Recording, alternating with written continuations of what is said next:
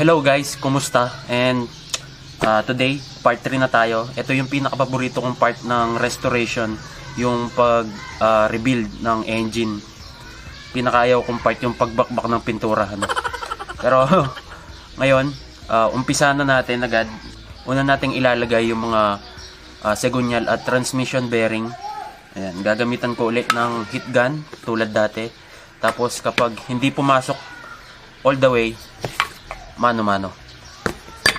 So, tapos yung mga pinagbilhan ko ng parts, yung mga shop, yung mga pages, ilalagay ko lahat yan sa description. Paki-check na lang. Ayan.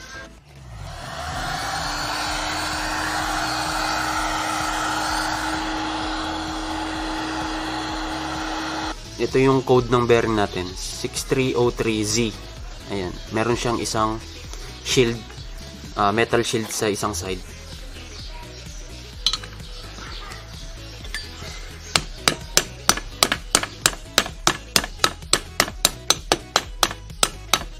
Yun, medyo pumasok ng maayos, kaso hindi nag-slide ng sagad. Yung needle bearing dito, pupukpukin na lang natin, baka kasi sumobra.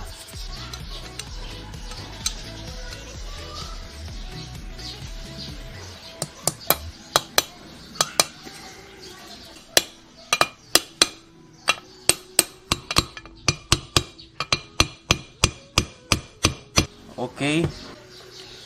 So next, ito naman. So ito dito.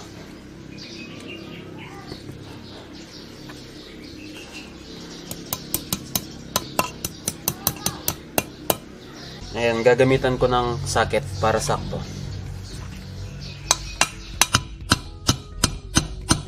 So, ayos na to. Ngayon, yung ano naman, segunyal bearing. So, painit ulit. Ayaw.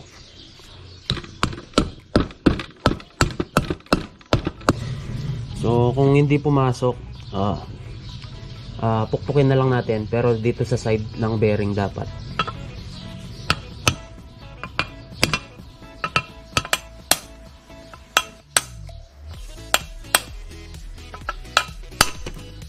Medyo masisikip yung clearance. Dapat pala nilagay ko muna sa freezer yung mga bearing, pero okay na rin yan. So dun tayo sa kabilang crankcase. So next na bearing, yung sa may output shaft. Ito.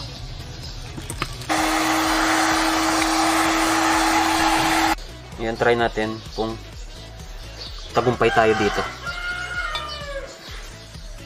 Ayun, maganda yung pasok. Tapos, itong needle bearing dito. Ayun yung part number.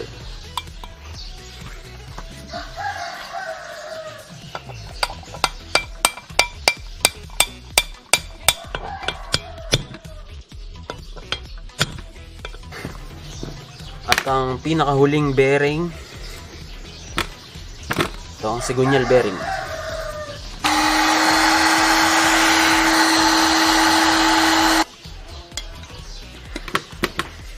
Pumasok. Yun, buti pa to pumasok. Diba?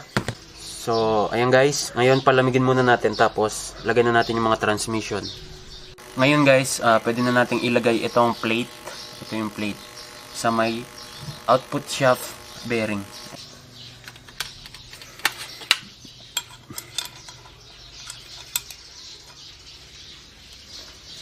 Tapos lalagyan natin ng thread lock.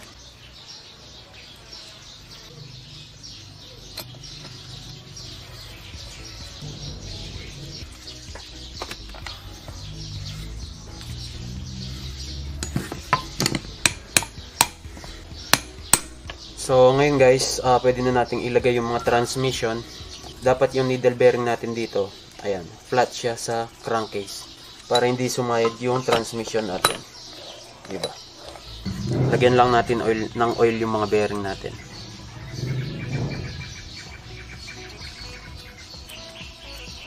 Sila.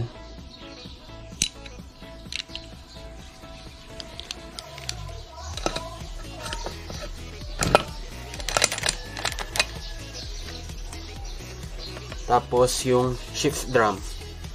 Para hindi kayo mahirapan sa paglagay ng shift drum, yung may ball bearing, itatapat natin yan sa taas ng engine. Ayan. So ngayon, yung mga fork shift na. So yung mga fork shift natin, meron silang number. Itong dalawang 1 dito sa ano yan? Yan. Dito sa output shaft. Yung number 2 na maliit dito sa input shaft. Fork shift guide mahaba dito. Maiksi dito. So dito yan.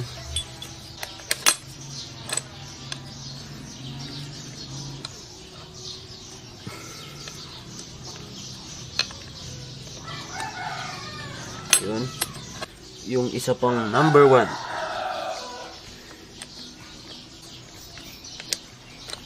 Yan. Lagyan na rin natin ng oil itong guide.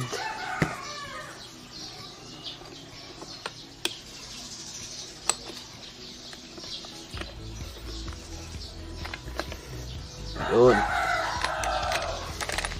Tapos, yung number 2 fork shift, dito yan. So, dito siya sa gitnang groove ng shift drum natin.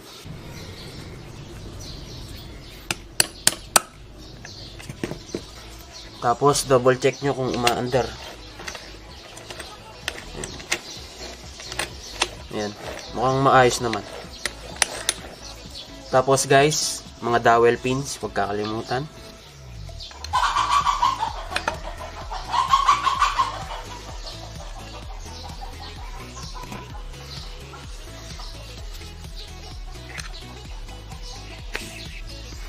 Ngayon, doon naman tayo sa kabilang crankcase.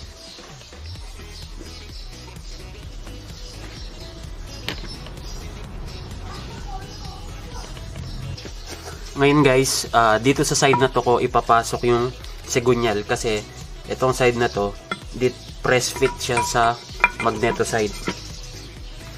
Ayan. So papainitin ko muna tong bearing.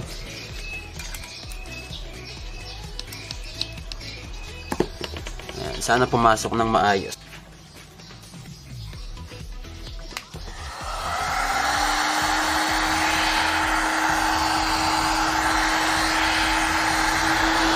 Okay, mainit na. Ito yung crankshaft. So, yung magneto side, yung mahaba. Lalagyan natin ng oil. Oil. Sana pumasok, sana pumasok. Ayun. So, pumasok na siya. Ngayon, palamigin muna natin.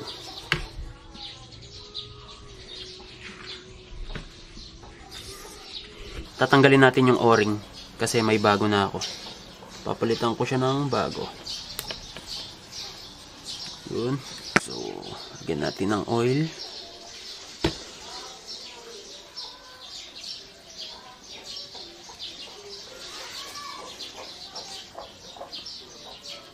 Yun. Bago. Ngayon guys, pwede na tayo maglagay ng silicone gasket sa magneto side.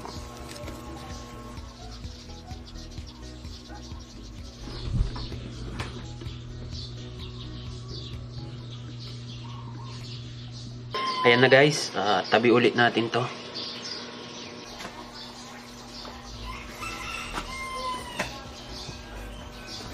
Yun. Double check ulit natin kung nakalagay lahat ng maayos. Ayan. Dowel pins, okay. Okay.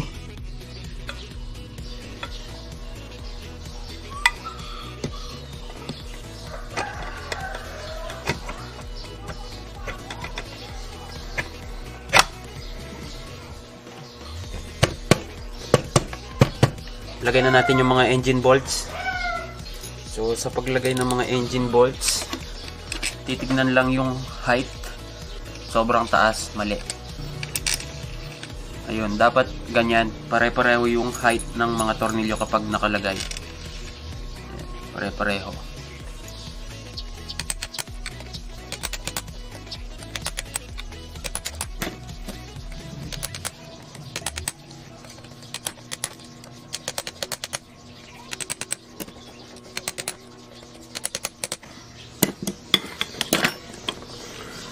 Tapos punas lang yung mga sumobrang gasket natin. So guys, lagyan na natin yung oil seal dito. Lagyan ulit natin ng oil, yung oil seal.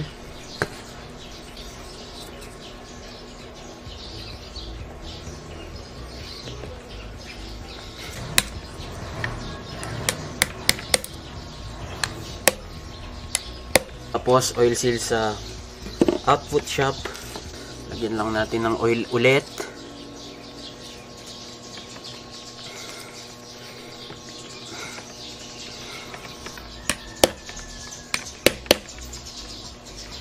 Tapos itong sa may cambio,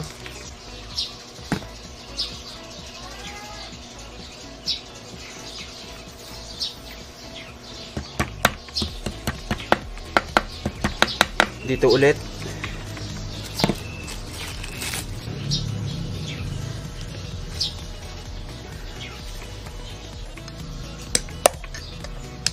Tapos guys, pwede na nating ibalik itong plate holder. Tapos Loctite ulit.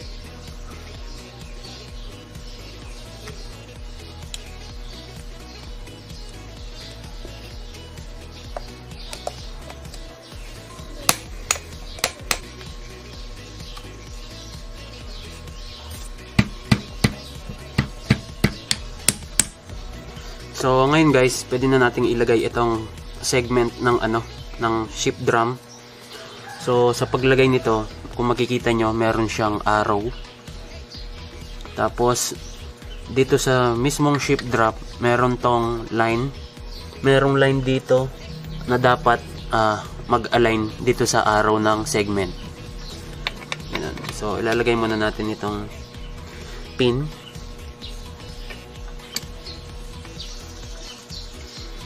Yan.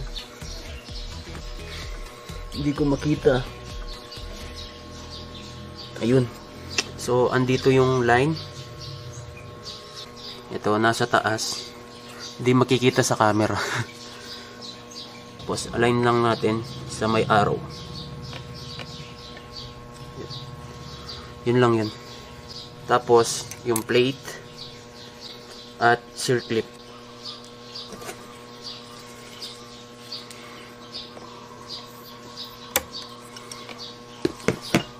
So ngayon guys, pwede na nating ilagay yung stopper lever at itong plate cover. So lagyan natin ng Loctite.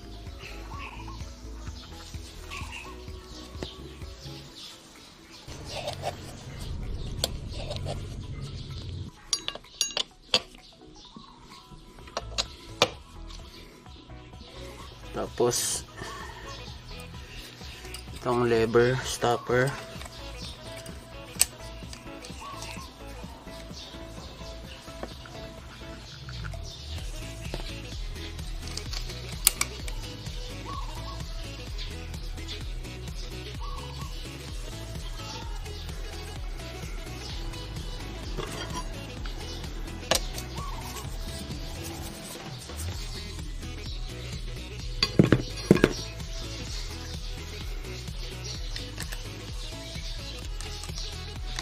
Tapos yung circlip dito sa may idle gear.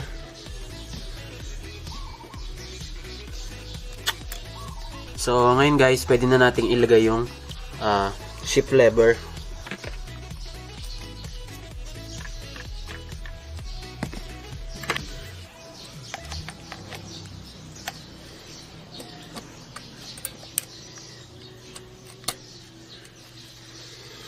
So tapos guys, kung kailangan mo mag-adjust, ito yung adjuster ito. Pero yung akin okay naman kasi itong arrow sa segment ng ship drum, naka-align siya sa line ng ship lever. Pero kung hindi naka-align yung line at arrow, pwede nyong i-adjust dito. Your clip. So ngayon guys, itong kickstarter.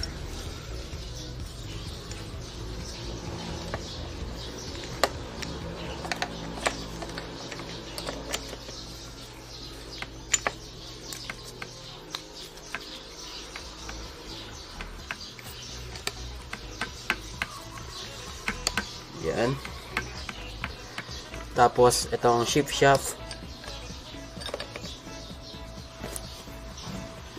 At itong spacer.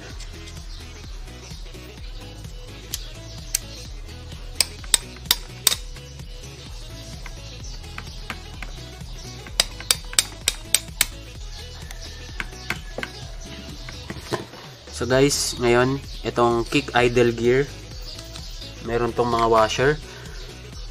Unang washer,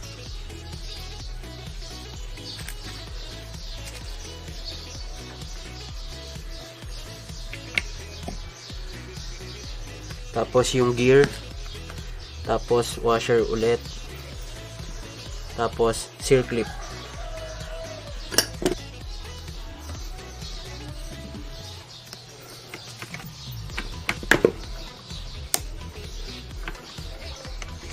Ngayon guys, ilagay na muna natin yung primary gear. Ilagay na muna natin itong bushing.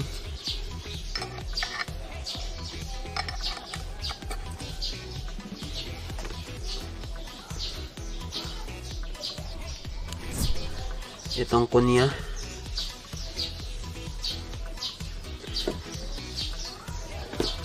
Tapos itong primary gear.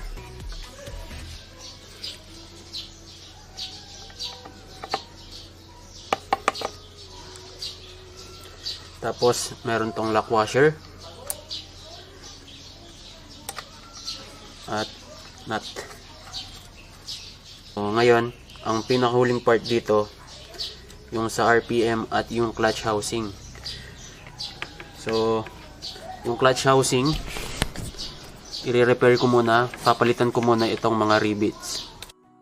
So guys, i-grind ko muna to.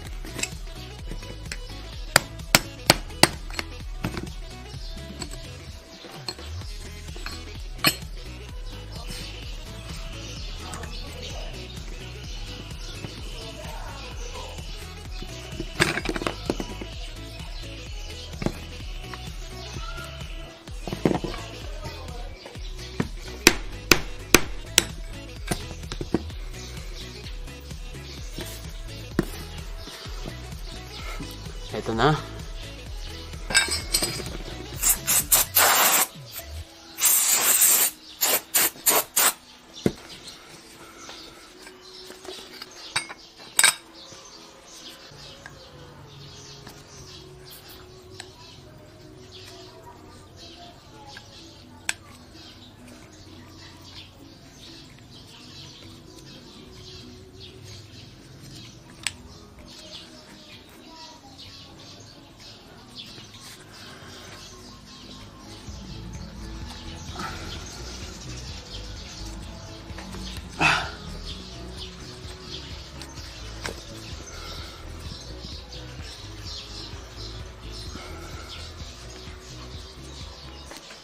Okay.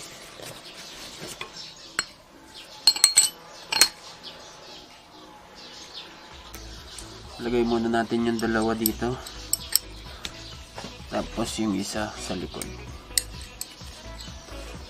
Ayan.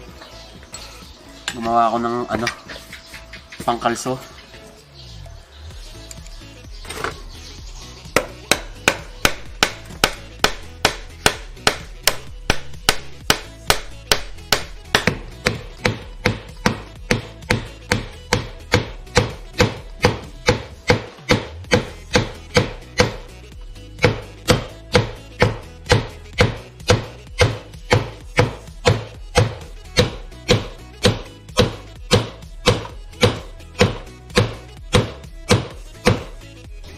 ngayon guys, ilalagay ko muna itong clutch release.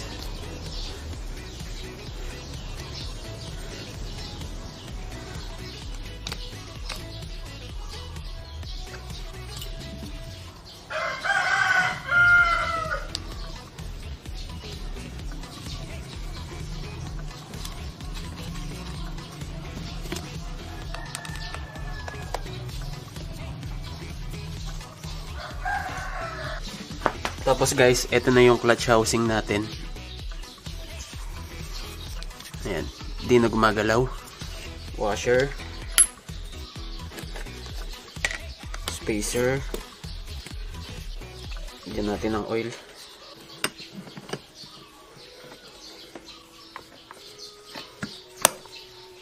Tapos washer ulit.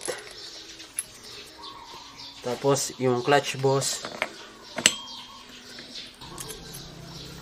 washer, at yung nut.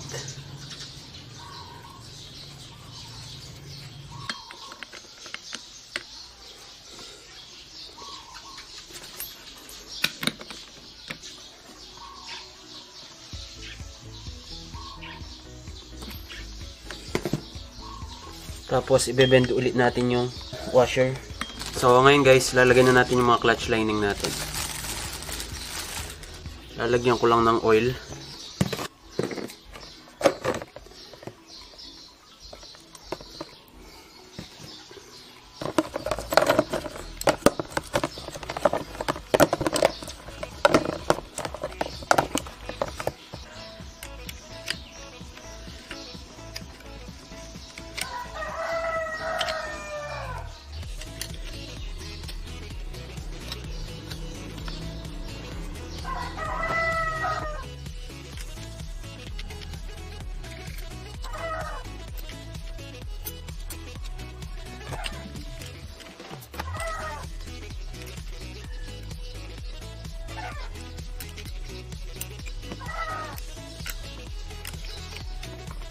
So yung push rod muna. Tapos itong ball bearing. At pwede na nating ilagay yung pressure plate natin.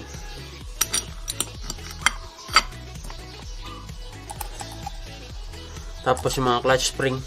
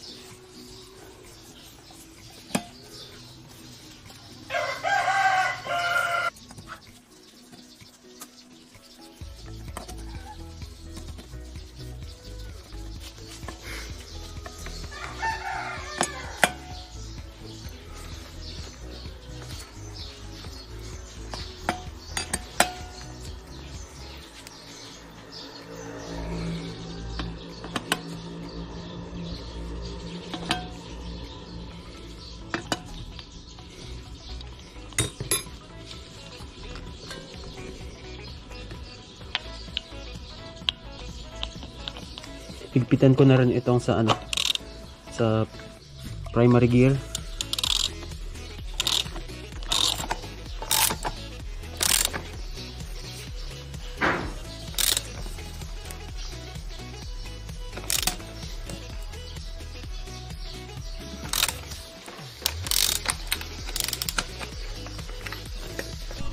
Guys, itong RPM gear naman.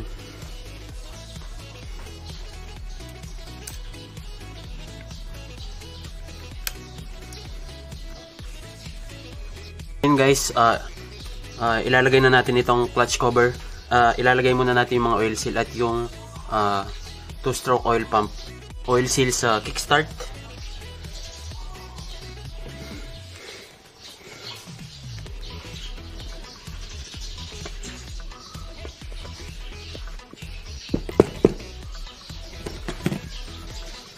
Oil seal sa auto lube. Ito yun.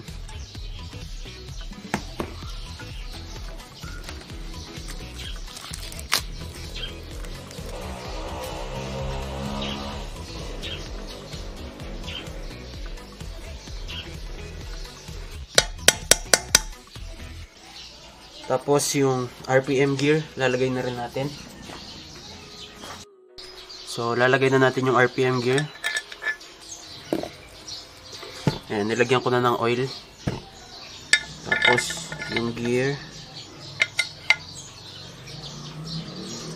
Washer. So, ito yung o-ring. Ay, ito yung oil seal. Bago. Tapos, pukpukan natin para pumasok yung oil seal.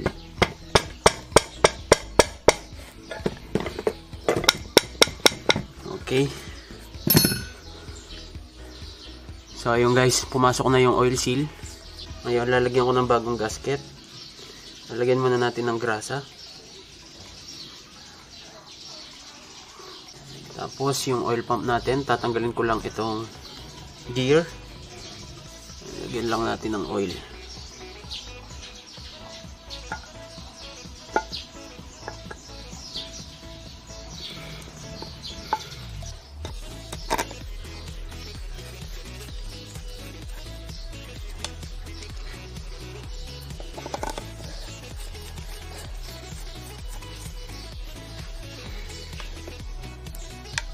Tapos, balik lang natin yung gear natin.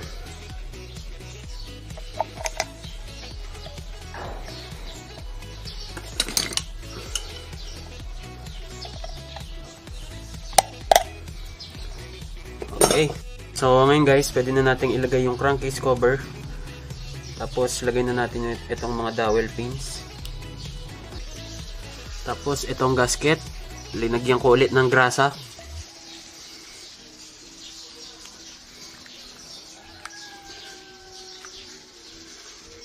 Yun, sakto.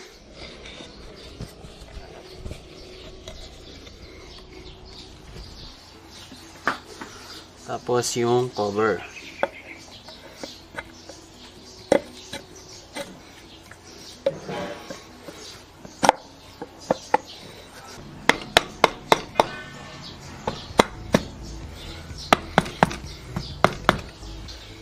Papalitan ko rin yung mga engine bolts pero hindi pa ako nakabili.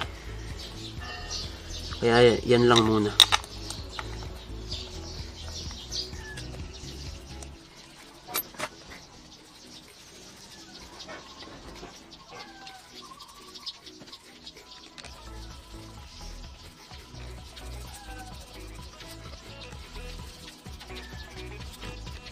Next, yung stator. So, yung stator natin, hindi ko pa alam kung umaandar. Pero, ayan. Align muna natin yung factory markings. Ayun yung factory markings, yung mga line. Tapos, adjust na lang natin kapag umaandar na.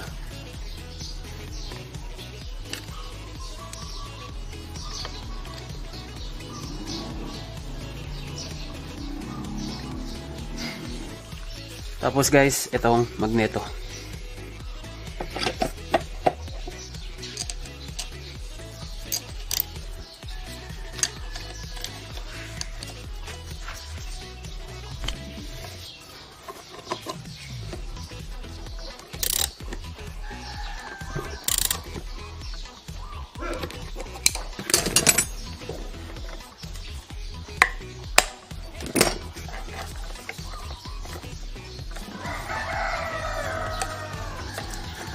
Tapos guys, yung neutral switch lalagay na rin natin.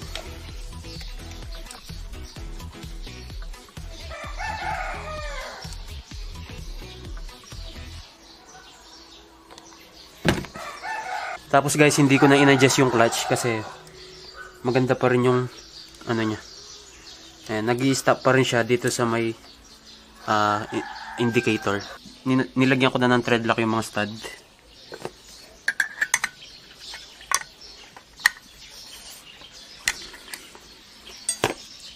So guys, ilagay muna natin ang piston.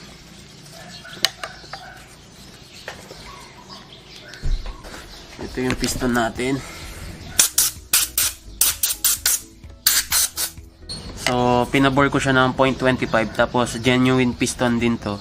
old stock, kaya mukhang marumi. Piston ring natin. Install na muna natin yung mga piston ring.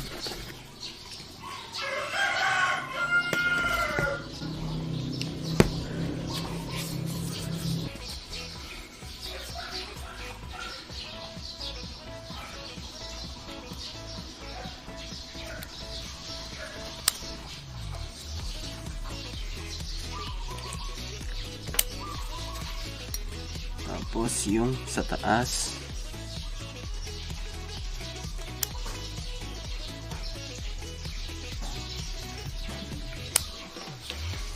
Yan. Tapos mag-install na tayo ng isang circlip.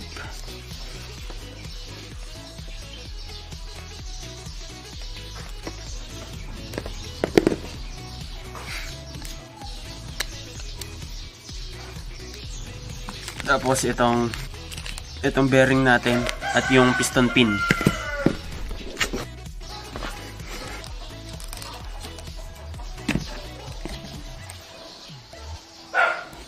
Tapos yung pin. So alam niyo na siguro maglagay ng piston, di ba? So yung arrow lagi yung nakaharap sa exhaust port.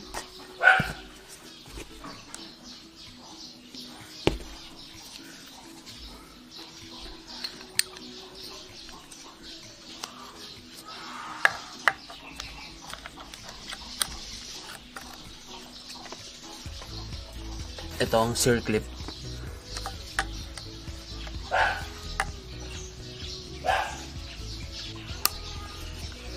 Base gasket.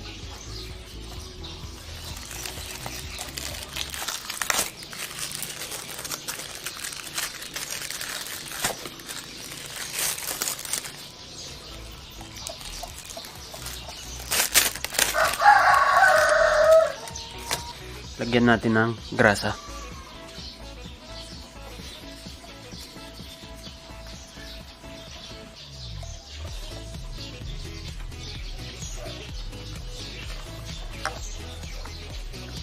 Tapos dagdagan na natin ng oil. Itong black, lalagyan din natin ng oil yan.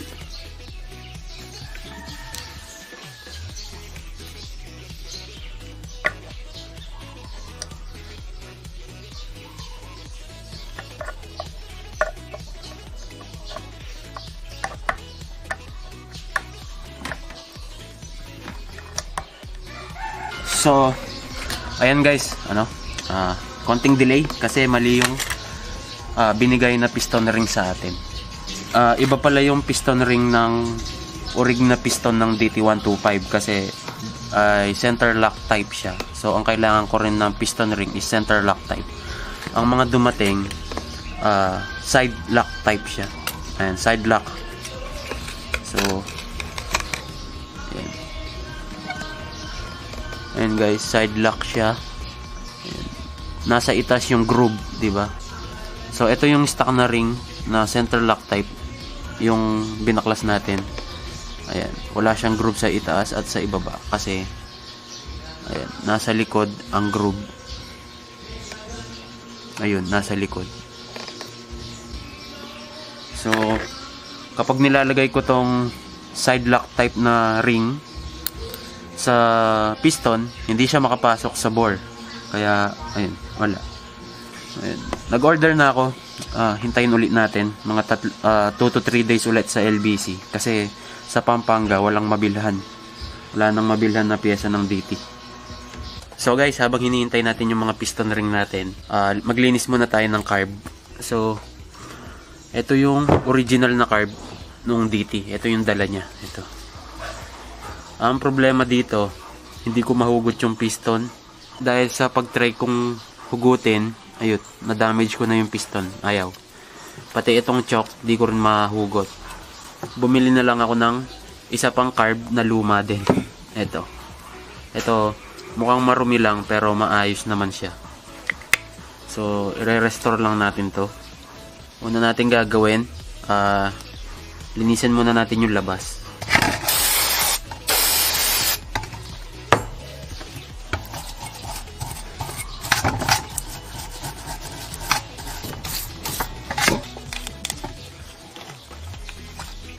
Shoutout muna kay Francis Ken Ortiguez, Roy Joseph Salarda, Asher Maliksi, Francis J.B. De Guzman at John De La Cruz.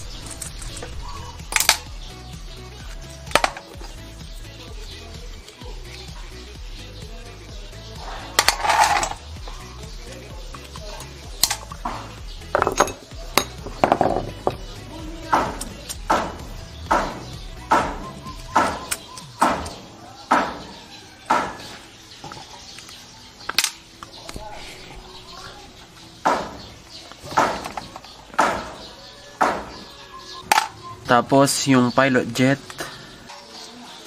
So ayan, tinanggal ko na rin yung gasket. So guys, tapos itong needle valve jet, maganda pa, wala pang hukay.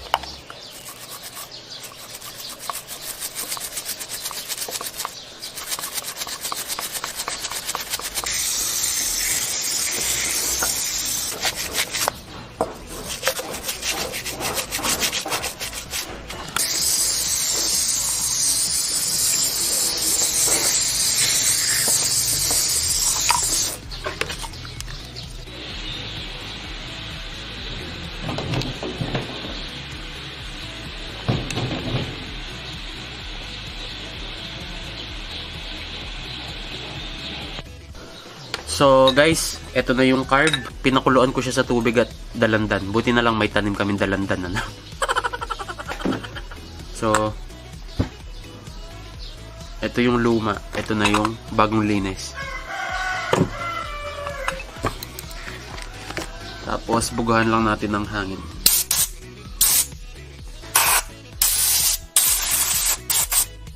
Guys, linisan muna natin yung mga jettings at yung mga internal parts.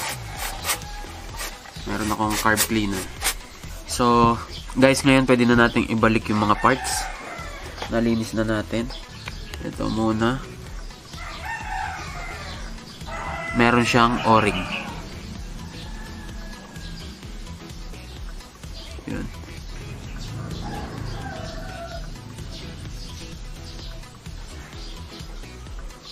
Tapos, itong pilot jet.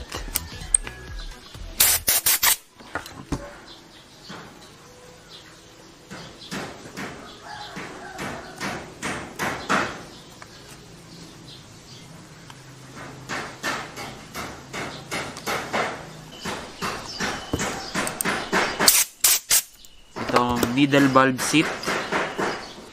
Meron tong gasket.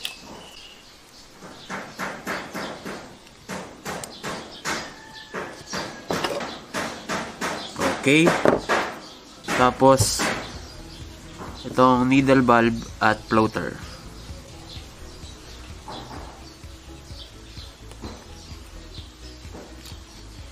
Ito. Ayos. Tapos yung gasket.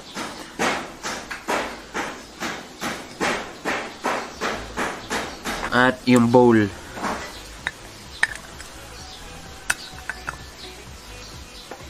Yung mga screw, makalawang lang. Tapos itong air fuel screw.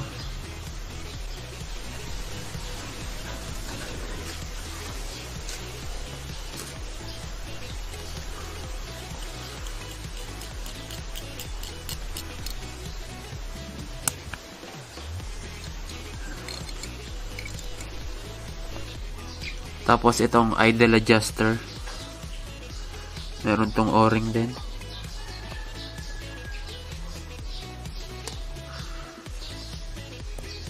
Yun.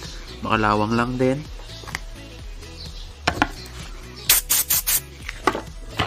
At spring.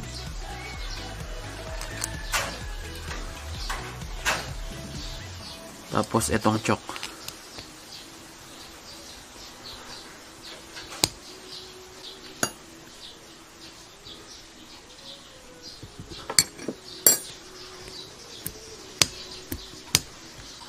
karayom.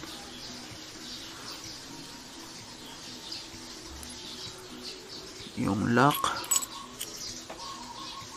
Yung spring.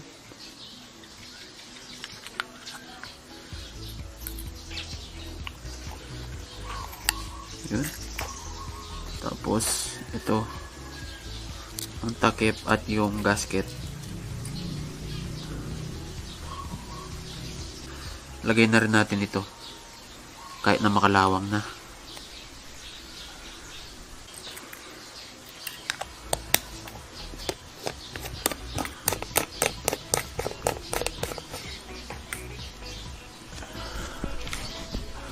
So, ayan na guys.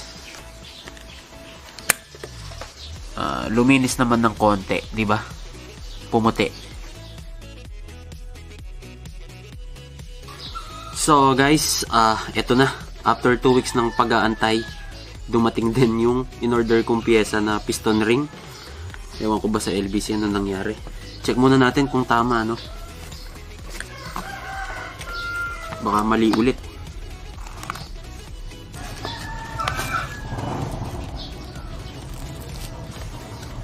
Sana. So, ito genuine na Yamaha din to. Meron lang tape. Napunit yung part number pero 3TL na yung unang number nito. So, inisan lang natin. Ulit. Check muna natin yung mga clearance, ano.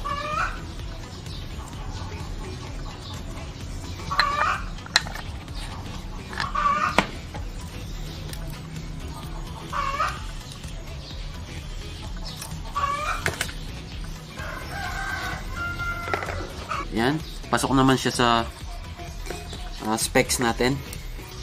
Yung may marking na side, lagi yung ilalagay sa taas. Ayun, letter T, top.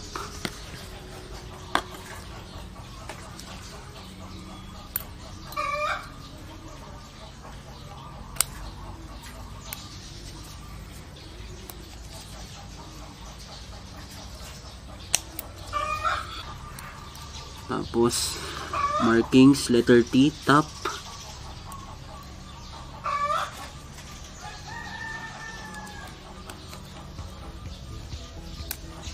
Okay. Kung napansin nyo, pinukpok ko ng kaunti yung magneto. Dahil nung hinigpitan ko yung pinion gear, medyo hinila niya yung segunyal bearing kaya humigpit. So, tinap ko lang siya ng konti. Kaya, ayan. Smooth na ulit yung ikot. So ngayon pwede na nating ibalik yung mga needle bearing at piston pin. Ito yung needle bearing.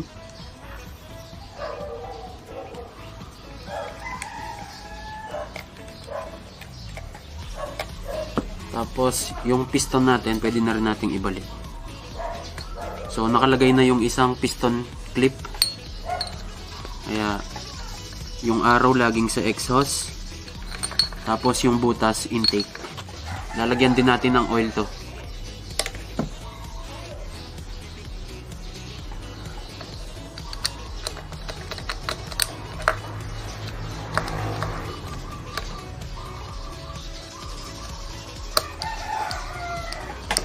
Okay.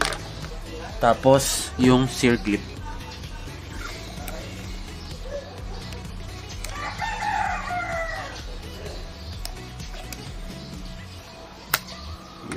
Double check. Yan, pasok. Tapos, pwede na nating ibalik yung base gasket.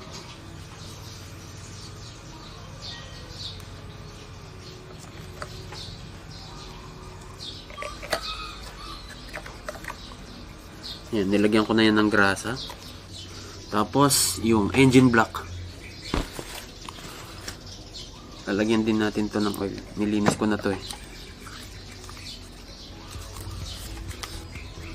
Pati itong piston at mga piston ring. Okay, kailangan na siyang ipasok.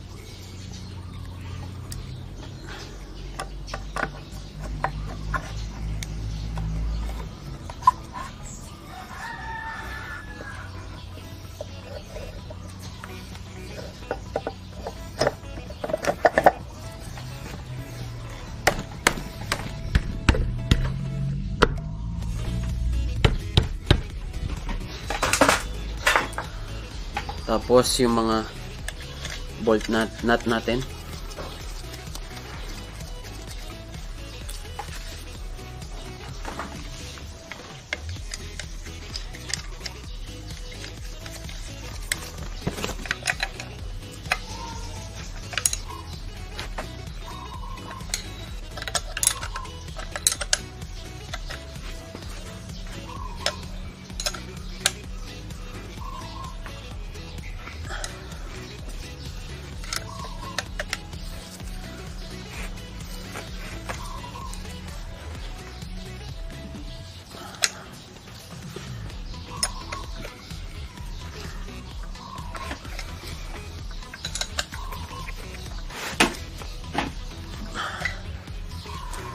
Okay.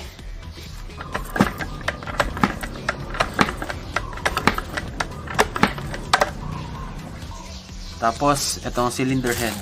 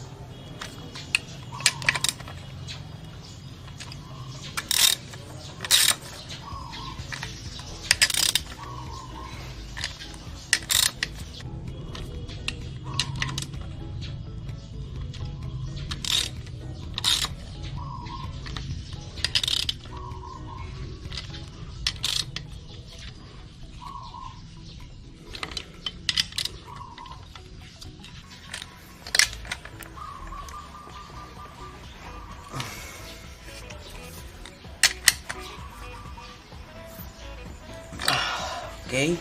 Tapos, yung spark plug.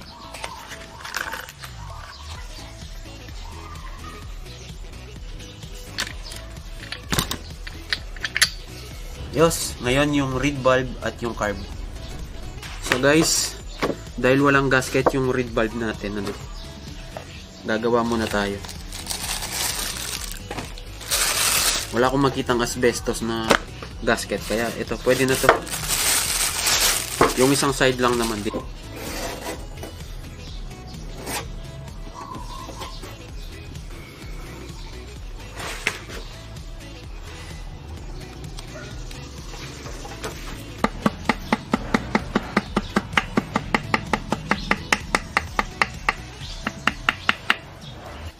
Nilagyan ko na siya ng grasa.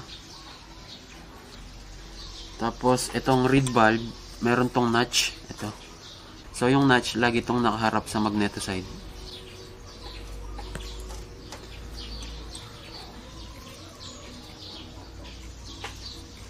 Yung manifold, kahit ito, hindi na ito nilalagyan ng gasket kasi meron na tong sealer. Ito, dapat malinis.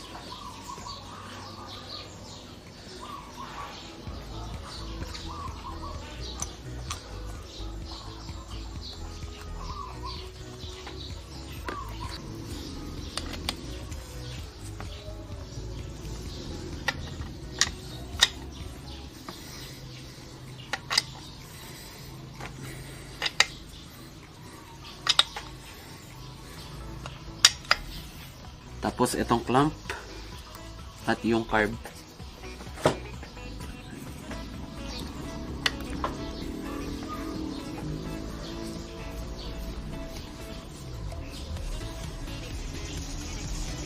Try muna natin kickstart.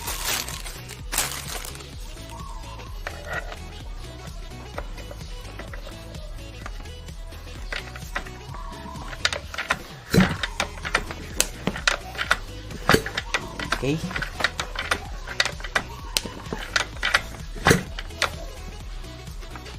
Mukhang maayos naman. Tapos yung cover.